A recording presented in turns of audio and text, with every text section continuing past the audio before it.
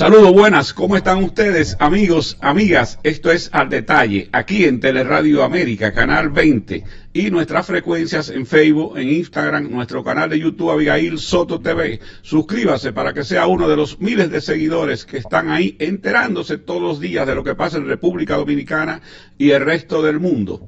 Claro está, a nivel noticioso. Hoy es viernes diferente, como ustedes lo saben, y tenemos un joven diferente en la República Dominicana, porque con esa juventud tiene una de las papas más calientes que puede tener un joven dominicano, preparado, profesional, y es que él aparentaba que le iban a quedar grandes los zapatos de un director de emisora, de un hacedor de programas brillantes, como era Willy Rodríguez, pero que va, demostró que los zapatos le quedaban perfectos, y hoy dirige el programa más importante de la radio en la República Dominicana, o coordina el programa más importante de la radio en la República Dominicana, José Luis Mendoza. Bienvenido, José Luis. Yo me siento bien con Abigail, porque a mí me pasa algo. Abigail es de la gente que yo veía en televisión, con los Abigailes, que escuchaba en radio, que veía la entrevista, y noto algo. Con el tiempo yo te noto hasta mejor, Abigail. No hay mucha gente en el tiempo que tú tienes política en los medios, que está actualizada, que no ha perdido contacto con la gente, que no ha perdido... Yo creo que hasta el lenguaje de los nuevos tiempos lo has asimilado bien, hiciste televisión, hiciste radio bien, tu paso de la política a la comunicación. De verdad que me siento bien porque yo generalmente he sido seguidor, he sido audiencia tuya. Y me he sentido muy bien siempre por el trato que tú le has brindado, sobre todo a los jóvenes que estamos en los medios. Indiscutiblemente. Mira, José, me parecería que aquí vinimos a un intercambio de reconocimiento, y yo te agradezco mucho. Y yo te agradezco mucho, pero la gente sabe que no es intercambio, porque el hecho de tú estar coordinando el gobierno de la mañana, con los talentos que Bienvenido tiene, ese ojo clínico para buscar, y que tú estés coordinando eso, yo creo que es un gran orgullo para el país que tú hayas asumido esa responsabilidad y que la gente te conozca, porque ¿qué pasa? Que José Luis se conocía como uno de los líderes de la crónica deportiva. Así es. Excelente, y el reconocimiento, pero que tú hayas dado ese paso y hoy te conduzcas de esa manera, yo me siento orgulloso. Yo que estuve en la Z, me siento orgulloso. No, y que yo pienso personalmente, lo digo públicamente, y Bienvenido sabe que ha sido un tema que hemos tratado. A mí me gustaría pensar que vas a volver a la Z. Y quiero decir que don Bienvenido, cuando yo llegué en el 2011, muy joven, a la Z101, 24 años de edad, don Bienvenido ya desde ese entonces me decía, tú vas a terminar en el gobierno de la mañana. Y yo decía, no, don Bienvenido, ¿qué va? No se crea. Primero él, sus hijos, Raúl, Bienchi, y luego el propio don Willy, me fueron abriendo la mente a que tenía que pensar que tarde o temprano ese paso se iba a dar. Y déjame decirte, yo lo resistí en un momento dado. Yo mismo decía, no, porque es que la política, toda esa excusa que uno pone. Sí. Y ya. mentira, el tiempo fue generándome a mí mismo la necesidad de expresarme en el tema social, en el tema internacional, que siempre me interesó, en el tema político del día a día. Y a todos ellos le agradezco, a don Bienvenido, por supuesto, principalmente, que siempre tuvieron esa visión sobre mí, incluso antes de que yo mismo la hubiera desarrollado. El propio don Álvaro, que en paz descanse, siempre me dijo que esa inquietud iba a nacer en mí, y terminó el tiempo dándole la razón a Abigail. Mira, José Luis, una pregunta que caía, pero los viernes tenemos algo diferente, caía así. ¿Por qué es que escucharte a ti? Por ejemplo, tocan un tema, cualquiera de los que están ahí. Yo le digo a los muchachos que todos son más jóvenes que yo, excepto Rosendo.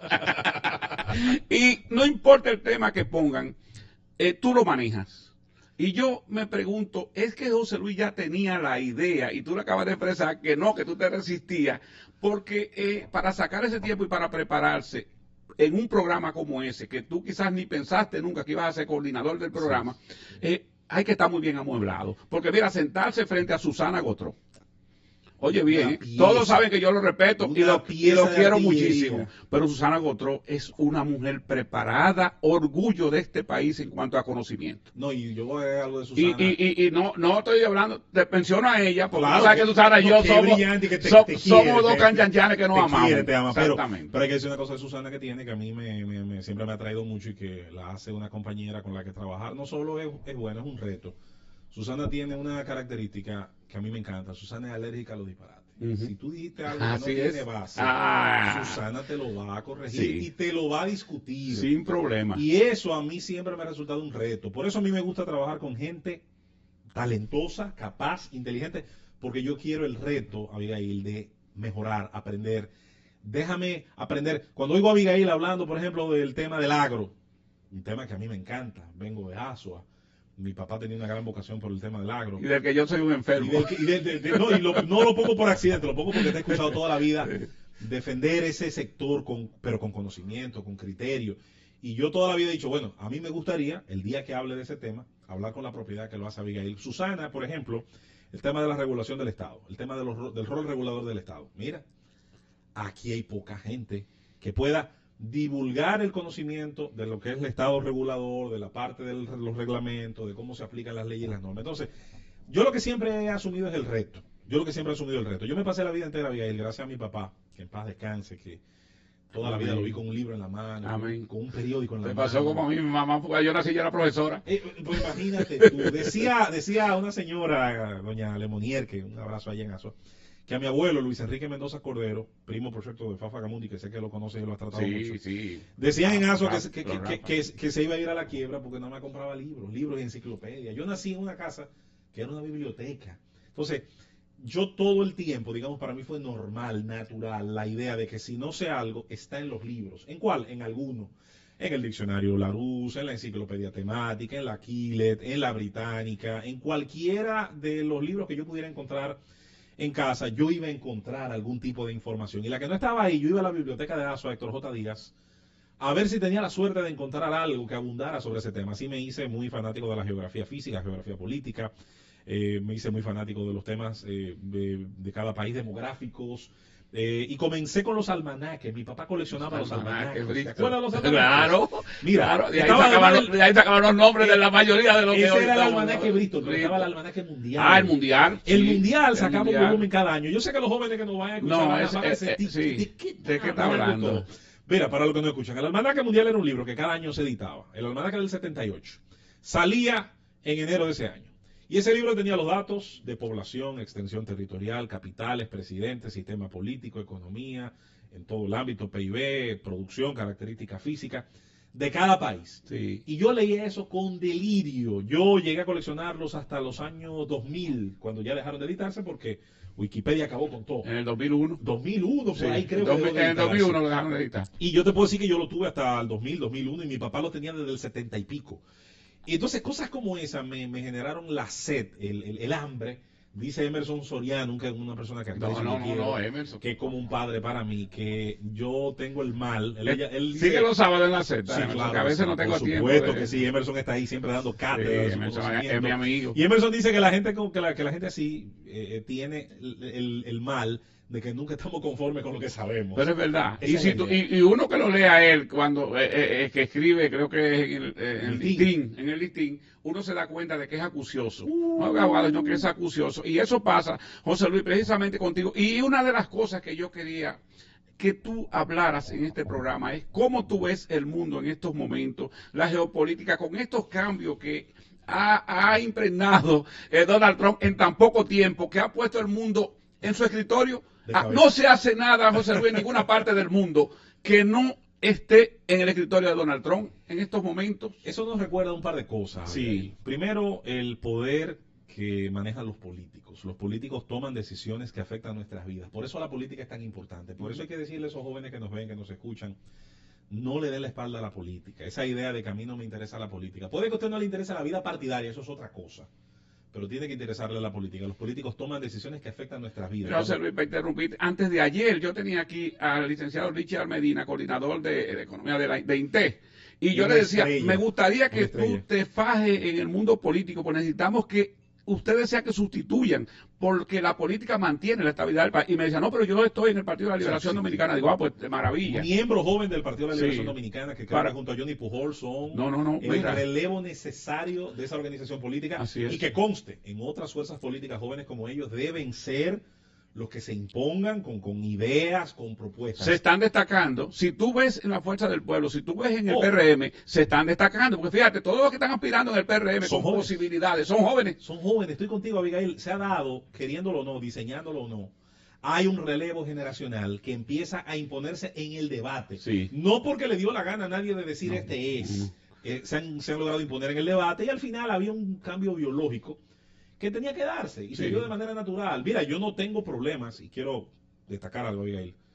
Yo no creo en las guerras generacionales. El que me conoce sabe que yo no soy antiveterano, todo lo contrario. Me he nutrido la vida entera en el deporte con Héctor J. Cruz, con Bienvenido Rojas, con don Tomás Troncoso Cuesta, que en paz descanse, con Osvaldo Rodríguez Uncar, que ha sido una gran influencia para mí, como lo han sido muchos otros, Tony Piña Cámpora. Yo me he nutrido del trabajo con los veteranos en la política y en el tema social. Don Álvaro Velo, que ha sido sin duda una influencia, pero también la he tenido de todos mis compañeros que me llevan años de experiencia. O sea, esto no se trata de una guerra de cédulas. Hay gente que yo conozco con 60 años de edad que tiene un pensamiento más actualizado que mucha gente que yo conozco de 20. O sea que vamos a estar claros, lo que tiene que ser joven son las ideas. Exactamente. Pero no se lleven en que porque ya tengamos canas o ya hay un pensamiento anquilosado. Eso es un mito. Ahora, estoy contigo en que hay un relevo generacional. Volviendo a Trump, y al momento en el que vivimos, mira, primero quiero volver a la base de la que partí. Es bueno que la gente entienda a partir de los momentos que vivimos el enorme poder sobre la vida de los demás que los políticos tienen en sus manos. La política es importante, la sociedad debe politizarse. Yo no sé quién fue que convirtió el término politizarse en una mala palabra, pero estaba equivocado. No es malo que las cosas se politicen porque todo es político. Lo que las cosas no deben es partidarizarse. El tema de la migración, el tema del turismo, el tema de la educación, no debemos partidarizarlo. Ahora sí debemos discutirlo políticamente, porque se deben generar políticas públicas, políticas que entusiasmen al sector privado, que generen la inversión extranjera, que generen un Estado de Derecho fuerte. Trump nos ha recordado también, como nos recordó la llegada de Chávez a Venezuela o la llegada de otros gobiernos que rompieron moldes o que fueron disruptivos, lo importante que es tener instituciones fuertes. El único límite que tiene un caudillo es la fortaleza de las instituciones. Por ejemplo, Trump ahora tiene problema con el director de la Reserva Federal, pero no lo puede quitar.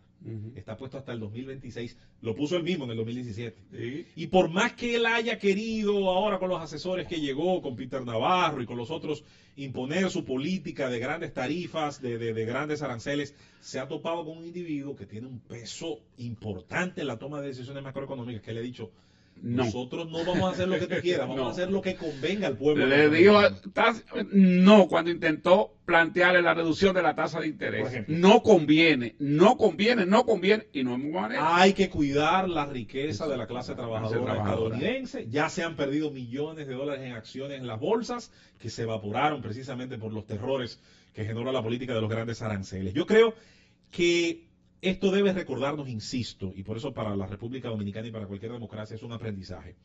Mientras las instituciones sean más fuertes, tribunales fuertes, tribunales confiables, contrapesos visibles, un Congreso que pueda tomar decisiones también que sean de la conveniencia de sus representados. Que se cumplan las leyes. Fíjate que en Estados Unidos un senador, como Rand Paul, senador de Kentucky, del Partido Republicano, que es el partido que lleva a Trump al poder, es el principal opositor a la política de aranceles, porque él dice, eso no conviene. No conviene porque él, que viene de la economía liberal, dice, cada tarifa que le pones a algo hecho en China o en la India o en cualquier país es un impuesto al consumidor. Le vas a encarecer los productos, los bienes y servicios que esa persona o que esa empresa necesita producir para a su vez generar otros servicios y otros bienes, y al final lo que estamos haciendo es poniéndose la más difícil a nuestra gente. Eso piensa Rand Paul, y desde su curul, no importa que él sea del Partido Republicano, él se debe más a quienes le votaron que al partido. Sí. El día que aquí logremos algo así, y tú que fuiste del senador y fuiste un congresista, tú fuiste diputado, pero fuiste un diputado locuaz. Ah, sí, eso sí. Porque debo decir que hay gente... No me senté nunca sin un tema en la curul. Mira, Abigail, hay gente que ha ido ahí 4 años. Yo tengo muchos amigos diputados, pero les doy mucha funda, porque yo me niego a pensar que una gente que haya gastado dinero en campaña, que haya hecho campaña, que haya logrado el voto de su país, de su pueblo, de su provincia, de su circunscripción, vaya ahí a sentarse y en 4 años no se sepa cómo habla. Y un diputado tiene la libertad de que si no tiene, puede elaborar un proyecto de ley, le elaboran el proyecto de ley con sus ideas, pero además ya tú sabes que hay facilidades pero además tiene la libertad de hacer denuncias de su pueblo, de una situación del país. O sea que el diputado que va y se sienta es porque de alguna manera no tiene capacidad. Pero uno lo entiende. Yo lo que nunca voy a comprender es cómo Abigail va y se sienta en una curul, por ejemplo, que no fue el caso. Que no fue el caso, pero vamos a poner un ejemplo.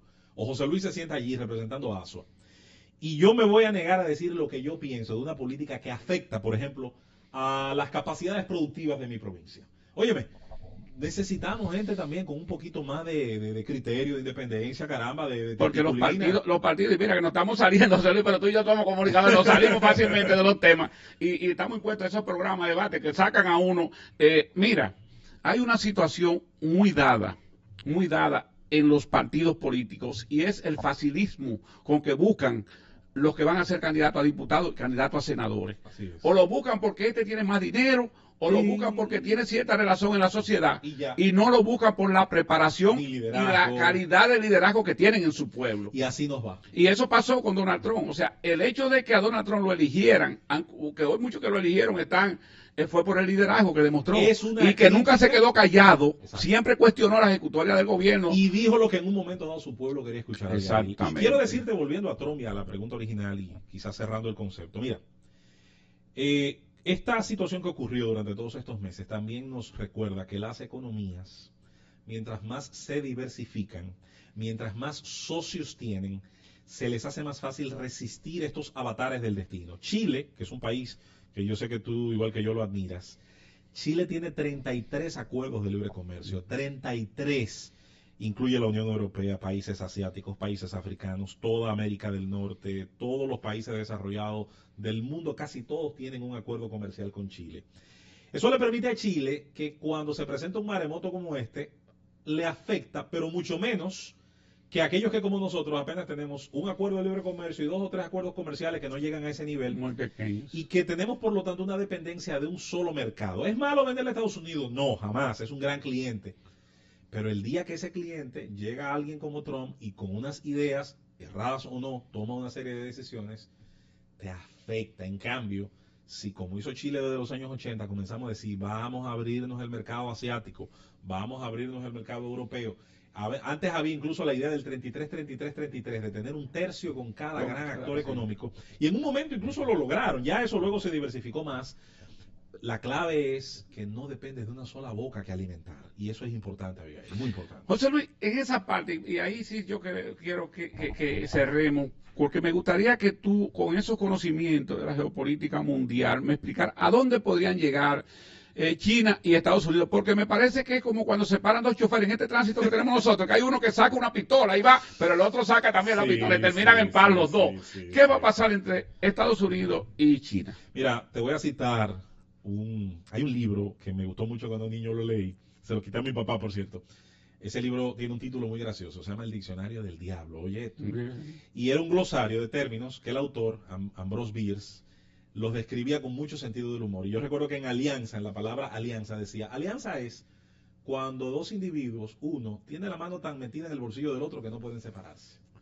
Esa es una situación muy similar a lo que pasa con China y Estados Unidos. Uno tiene la mano tan metida en el bolsillo del otro que por más que puedan pelear y que puedan reñir, al final tendrán que ponerse de acuerdo. La gran pregunta es el costo que va a tener llegar a ese acuerdo. Ese es el dilema. ¿Cuánta riqueza se va a destruir en ese camino?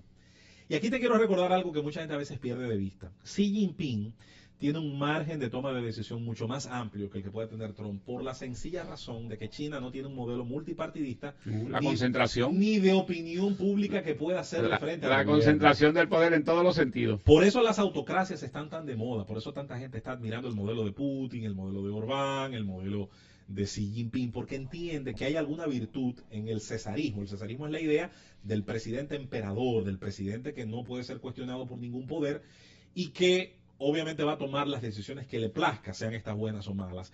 Estados Unidos es, pese a todo lo que pudiera haber pasado en estos meses, un país que tiene poderes separados, que tiene instituciones fuertes, aunque las mismas no estén en su mejor momento, y donde un juez puede perfectamente en una corte de cualquier nivel negarse a obedecer una decisión del Poder Ejecutivo, y eso provoca un conflicto entre poderes que tiene que dirimirse como dice la Constitución de ese país.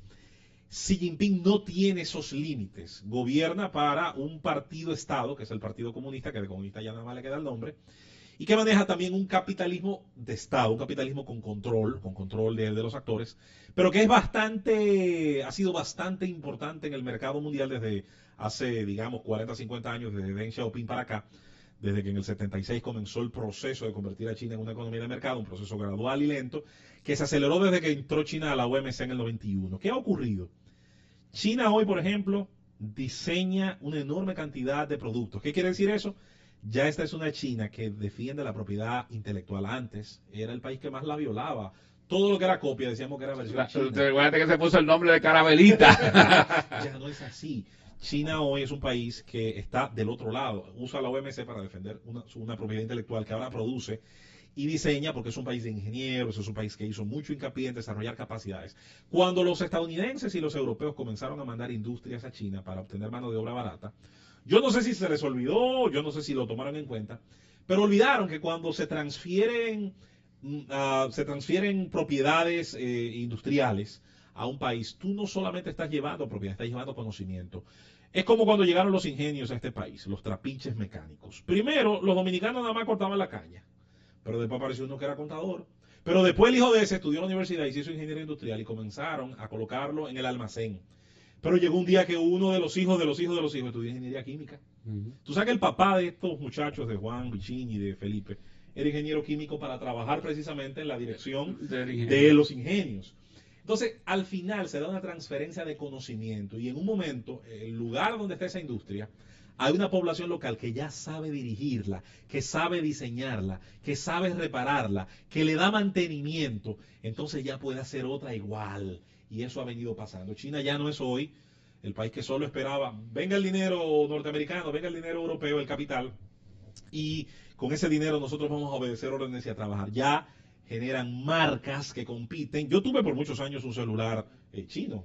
Ahora tengo uno coreano. Dicho sea de paso, Corea del Sur es un ejemplo de lo que estamos hablando. Cuando en los años 70, 80 comenzaron a llegar los primeros vehículos coreanos, nadie lo quería.